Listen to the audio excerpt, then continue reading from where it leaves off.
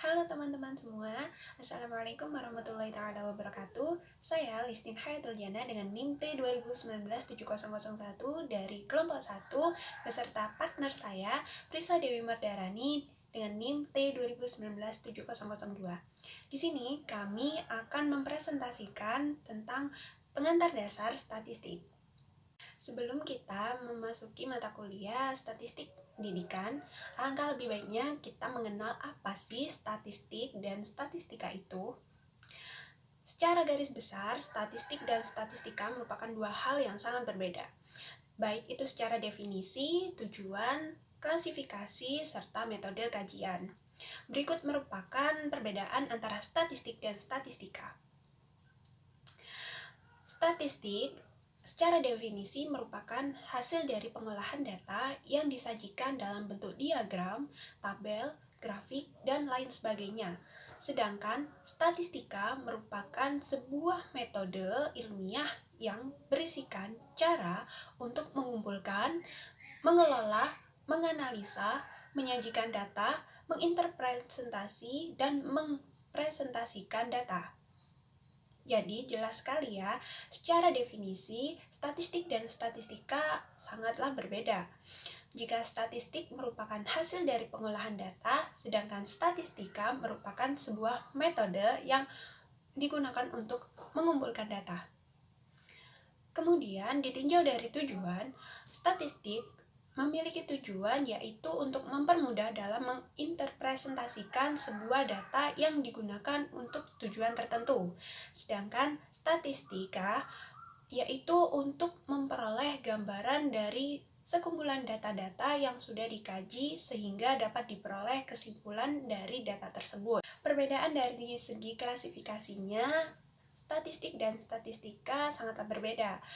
Untuk statistik merupakan gambaran angka ataupun non-angka yang berbentuk tabel, diagram, grafik, dan lain sebagainya. Serta gambaran data yang mewakili suatu objek atau sebagian dari sampel atau populasi dalam bentuk ukuran. Sedangkan statistika itu dibagi menjadi dua, yakni statistika deskriptif dan statistika inferensial. Perbedaan selanjutnya yakni mengenai metode kajian. Secara statistik, metode kajiannya itu kumpulan data yang berupa bilangan atau non-bilangan yang sudah dikelola dalam proses statistik. Sedangkan statistika itu berupa survei dan eksperimen. Selanjutnya, statistik digolongkan menjadi 4 jenis. Yang pertama menurut orientasi pembahasannya, yang kedua menurut tujuan analisis, yang ketiga menurut asumsi distribusi, yang keempat menurut jumlah variabel terikat. Menurut orientasi pembahasannya, statistik dibagi menjadi dua, yakni statistika terapan dan statistika matematika. Menurut tujuan analisisnya, statistik juga dibagi menjadi dua, yakni statistika deskriptif atau biasa disebut dengan deduktif, dan statistika inferensial atau biasa disebut dengan induktif. Menurut asumsi distribusi, statistik dibagi menjadi dua, yakni statistik parametrik dan non-parametrik. Menurut jumlah variabel terikatnya, statistik juga dibagi menjadi dua, yakni statistik univariat dan statistik multivariat. Setelah mengetahui perbedaan antara statistik dan statistika, kita menginjak ke materi statistik pendidikan. Pengertian dari statistik pendidikan adalah ilmu pengetahuan yang mempelajari dan mengembangkan prinsip-prinsip, metode, dan prosedur yang dibutuhkan untuk mengumpulkan data-data kuantitatif yang digunakan atau diterapkan pada bidang atau disiplin ilmu pendidikan. Statistik pendidikan ini juga memiliki fungsi. Apa saja sih fungsinya?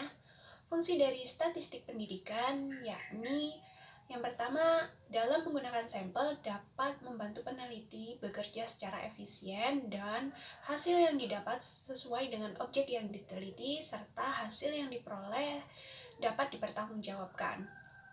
Yang kedua, membantu peneliti memaparkan data-data dalam bentuk angka maupun dalam bentuk grafik. Yang ketiga, membantu peneliti untuk membaca dan memahami data sehingga dapat mengambil keputusan atau kesimpulan dengan tepat. Yang keempat, membantu peneliti membedakan dan membandingkan dua objek yang diteliti. Dan yang kelima, membantu peneliti melihat hubungan antara variabel satu dengan variabel yang lain. Yang keenam, membantu peneliti dalam melakukan prediksi waktu yang akan mendatang. Jadi, peneliti itu lebih mudah memprediksi apa sih yang akan terjadi di waktu yang akan mendatang dengan hasil dari data-data tersebut. Kemudian, fungsi yang selanjutnya yakni membantu peneliti untuk melakukan interpretasi dan selanjutnya memasuki materi data statistik. Data sendiri merupakan sekumpulan informasi yang memberikan gambaran tentang suatu keadaan atau peristiwa, baik itu berupa angka, yakni kuantitatif, maupun berbentuk kategori atau non-angka, yakni kualitatif. Itu sifat data, yaitu sifat data statistik. Sifat data statistik ini memiliki beberapa sifat. Yang pertama, memiliki nilai relatif atau nilai semu. Yang kedua, memiliki nilai nyata atau nilai yang saling berhubungan atau sebenarnya. Yang ketiga, yaitu memiliki nilai batas bawah dan atas atau relatif. Yang keempat, memiliki nilai tengah. Yang kelima, menggunakan sistem pecahan dalam proses perhitungan. Yang terakhir, pembulatan angka tertentu. Yang kedua yaitu data berdasarkan penyusunan angka, di mana data ini terdapat 4 cara penyusunan angka. Yang pertama, data nominal, data ordinal, data interval, dan data rasional. Yang pertama yaitu data nominal, di mana data itu termasuk data hitungan dengan cara klarifikasi. Yang kedua yaitu data ordinal, di mana data atau urutan yang dibentuk melalui ranking atau peringkat. Yang ketiga yaitu data interval, di mana data ini memiliki jarak yang sama. Itu terdapat suatu jarak dalam satu kesatuan. Yang terakhir yaitu data rasio. Data rasio di sini memiliki harga nol yang mutlak. Harga nol yang mutlak apa? Harga nol yang tidak memiliki nilai. Yang ketiga yaitu penggolongan data berdasarkan bentuk data. Penggolongan data statistik berdasarkan bentuk data ini terdapat 2 penggolongannya, yaitu data tunggal dan data kelompok. Apa sih data tunggal? Data tunggal sendiri memiliki pengertian, memiliki satu kesatuan angka. Lalu untuk data kelompok sendiri, data yang memiliki sekelompok angka. Jadi ada beberapa angka yang ada dalam data tersebut. Yang selanjutnya, yang keempat yaitu berdasarkan sumbernya. Data yang berdasarkan sumbernya terdapat 2 data, yaitu data primer dan data sekunder. Data primer sendiri diperoleh dari orang pertama atau dari orang yang langsung memiliki data tersebut. Yang kedua yaitu data sekunder. Data sekunder ini diperoleh dari tangan orang lain atau tangan orang kedua, yaitu berdasarkan waktu dan pengumpulannya. Data statistik berdasarkan waktu dan pengumpulannya yaitu terdapat 2, yaitu data seketika dan data untuk urutan waktu. Apa sih data seketika itu? Yang kita tahu dari dulu yaitu data seketika, yaitu satu waktu yang ketika dibutuhkan saja. Jadi data ini hanya dibutuhkan ketika sudah ada acara. Semisal nih ada satu acara, data ini memang dibutuhkan sekali. Yang kedua yaitu data urutan waktu. Data urutan waktu ini data ini secara berurutan, jadi tahun temurun itu ada begitu. Dalam sifat dan penggolongan data statistik sendiri terdapat beberapa teknik pengumpulan data. Dalam teknik pengumpulan data ini dikhususkan untuk cara bagaimana kita mengumpulkan data dengan efektif dan efisien. Teknik pengumpulan data ini terdapat beberapa teknik, yaitu yang pertama menggunakan populasi dan sampel, di mana kita harus paham terkait populasi dan sampel sebelum kita mencari data tersebut. Kita sebelum mencari populasi, kita harus kita harus mengerti bagaimana sampel itu ada, lalu baru kita bisa menjelaskan terkait populasi atau mencari populasi. Yang kedua yaitu penentuan ukuran sampel. Ukuran sampel di sini harus ditentukan secara runtut, urut, dan jelas. Penentuan ukuran sampel ini harus terdapat data yang valid dan relatif efektif dalam pengerjaannya. Yang terakhir yaitu teknik pengambilan sampel.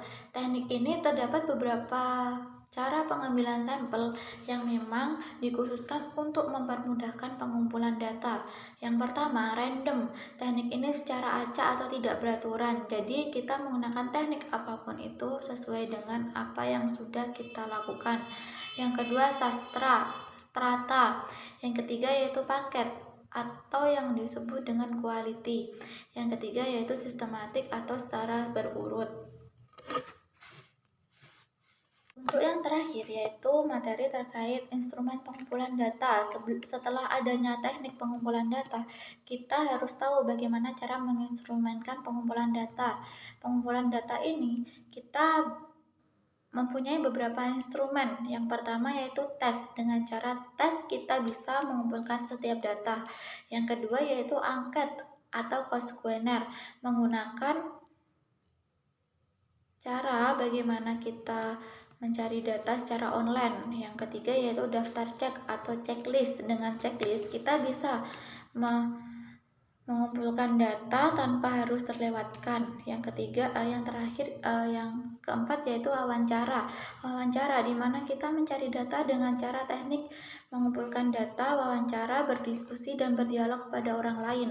Yang selanjutnya yaitu catatan anekdot, di mana catatan ini kita harus tahu sebelum kita mengumpulkan data, kita harus tahu bagaimana catatan yang seharusnya.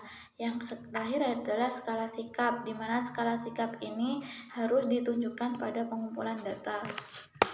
Sekian dari saya. Wassalamualaikum warahmatullahi wabarakatuh.